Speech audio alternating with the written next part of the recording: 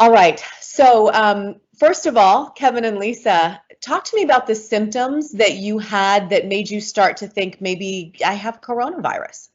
Right. Well, this one was sick for 2 weeks with what we thought was an upper respiratory infection starting at the beginning of March. And our doctor, even at that time, because she tested negative for flu, suspected that that might be the case, but he loaded her up on steroids. Yeah.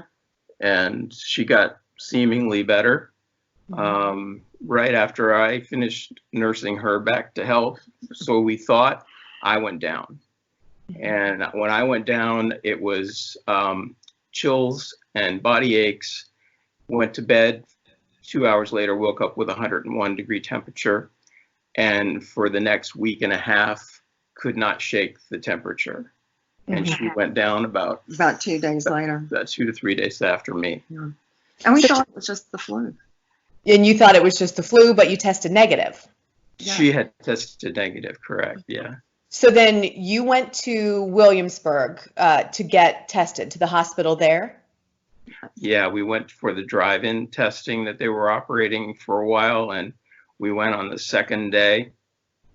We were there early. We were number 11 in line. And because I did not meet the exposure requirements, that being that I had not traveled outside the country and I had not been exposed to anyone who had been known to have contracted the virus, even though my symptoms were consistent with the virus, they couldn't administer the test because they were trying to save test kits. Gotcha. So Lisa, what happened next then? How did you eventually find out that the two of you did have coronavirus? Well, by the middle of that week, we looked at each other and said, we're too weak. We can't do this on our own. So our son drove us over to Riverside Doctors Hospital here in Williamsburg, and they met us at the door and took us back and said, yeah, we think you need to stay with us overnight. And it went from there. And they tested us for corona, and it came back positive. And they took great care of us. Excellent care. We can't say enough Yeah. about Doctors Hospital here in Williamsburg. They took care of us. What do you, Kevin, want people to know about the symptoms and the suffering that you went through and how you two felt? Oh, it was the sickest, Katie, we have ever been in our lives. We've been married 42 years. We have never been this sick. And it was relentless fever, relentless body aches, chills that went on for day after day after day. And we got to the point we couldn't eat, could barely get sips of water down. And, just the weakness set in.